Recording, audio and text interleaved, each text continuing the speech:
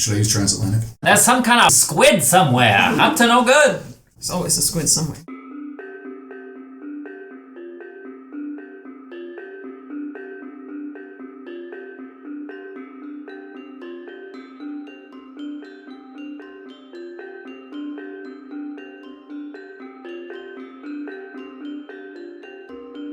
One year ago, 4 heroes, Hyros, Dworik, Suri, and Saren, defeated the vampire Strahd von Zarovich, lifting his curse on the realm of Barovia and returning it to the material plane.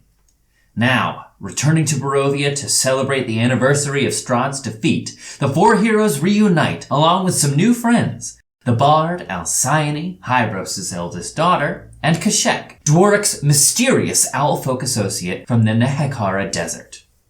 During the festivities, Saren sneaks off and returns with another new friend, an owlbear cub discovered at the grave of the party's fallen companion, Dimitri.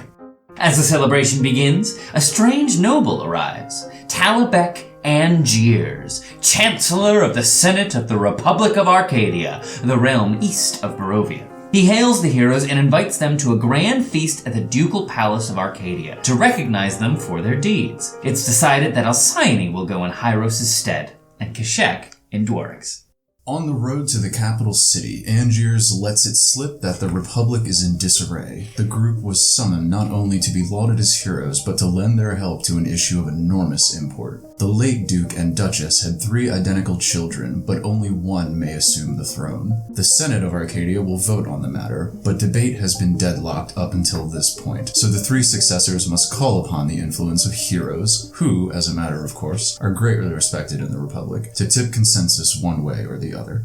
Immediately upon arriving in the capital, the heroes are sent on a trial by fire. The keeplands surrounding the city have been under attack by a strange creature from below the ground. The creature is revealed to be a purple worm, a deadly denizen of the Underdark, although the heroes manage to subdue the beast, proving their mettle to the successors. On the return to the city, the heroes meet a charming, nude, and allegedly business-savvy tiefling by the name of Axel. The party decides to fund his efforts to jumpstart his business. Back in the city proper, the heroes' rewards for their success in the Keeplands are crash courses in Arcadian high society life. Saren, Suri, and Alcyone join Marianne Scarfall for an uncomfortable brunch, while Kashek manages to put a hunting party led by Marianne's husband Galen in their place.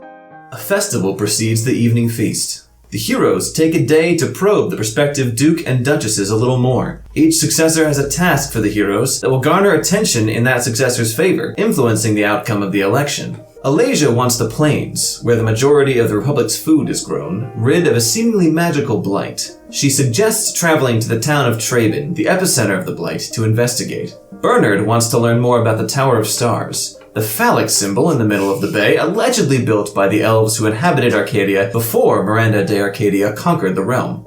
He suggests finding a scholar in the city of Malor, whose life's research is on the mythical Temple of Caernanos, a lost, ancient site of elven worship, thinking it to hold many clues to the tower's mysteries.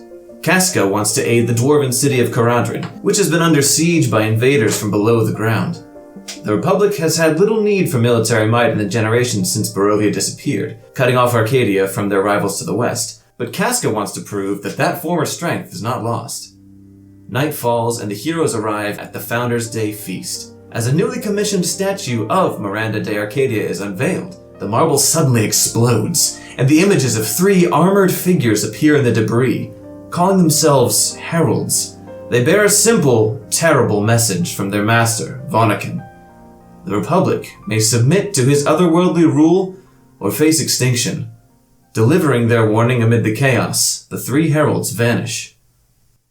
In the aftermath of the attack, Alcyone reveals that this is not the first time she's heard this name, Vanaken. Her old performance troupe, the Canny Shepherds, was slowly twisted into a faction that seemingly served this entity. Her discovery of the troupe's true purpose led to Alcyone's sudden departure from them. Since the Republic is technically without a leader until the election, and with the Herald's threat still fresh and looming, the heroes decide to tackle the successor's tasks by first journeying to Treybin to battle the Blight.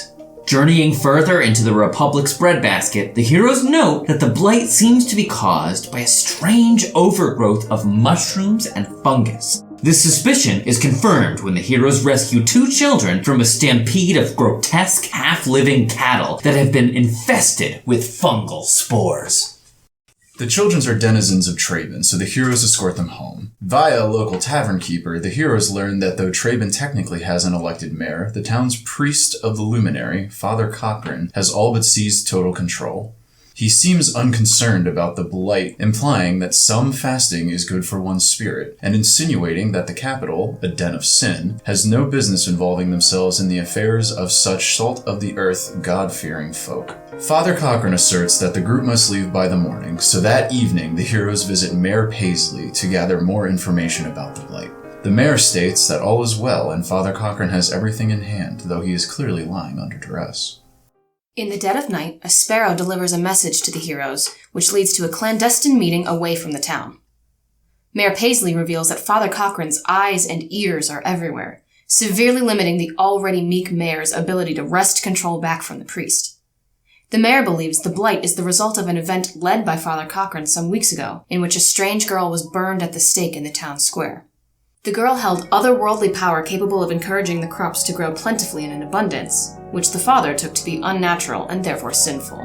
The stranger came from the Gloomweald, the eerie forest on the edge of the plains, so the heroes leave at dawn to investigate.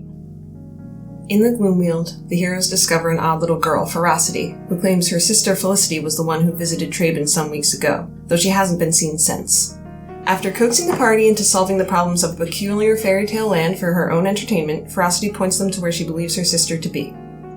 At Ferocity's discretion, the party comes upon a hollow forest tomb, which is full of alchemical workings that appear to be the source of the blight. Felicity's sudden return interrupts the party's investigation. She warns the party that they should leave as soon as possible, but then realizes it's too late, saying he can see them and is coming. Felicity is briefly possessed by him and attacks. The party is reluctant to hurt Felicity, but they defend themselves until the entity possessing her, revealed to be Vanakin, summons one of the heralds that appeared at the Founders' Day feast. Just when the herald has torn open a mysterious portal and is about to escape with their life, Alcyone magically slows their getaway, and the party slay their foe. Upon unmasking the herald, she is discovered to be a drow. The party leaves the body in the tomb while they rest that night, but both Seren and Alcyone sneak back separately. Alcyone casts Speak with Dead to learn all that she can about their enemies.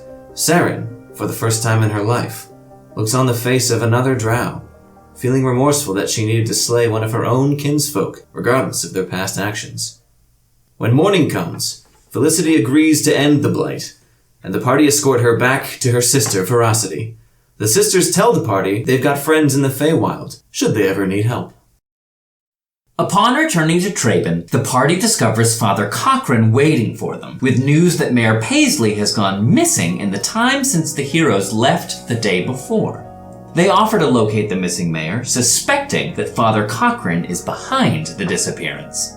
Suri and Seren conduct a midnight search of the Church of the Luminary.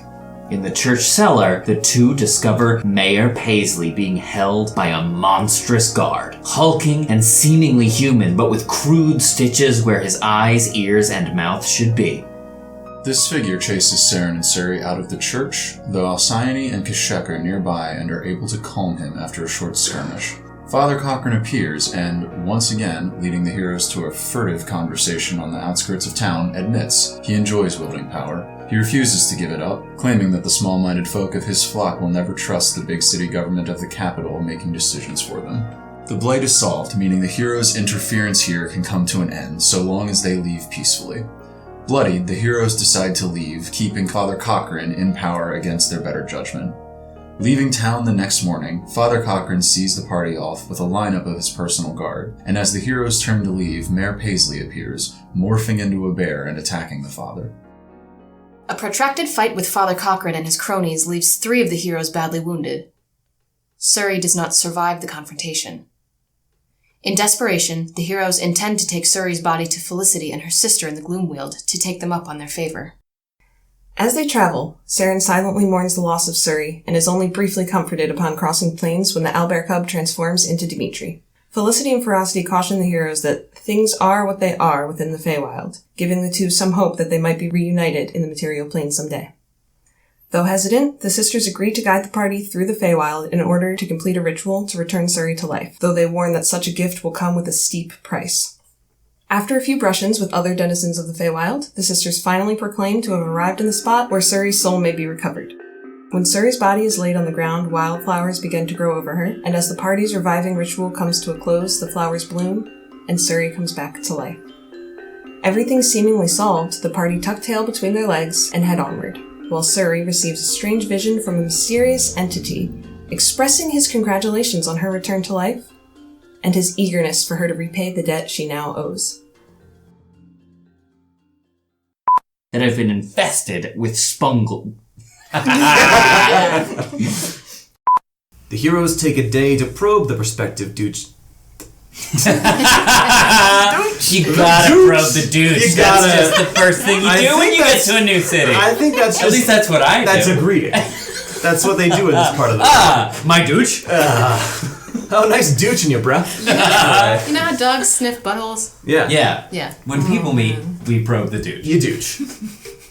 It's just what you douche.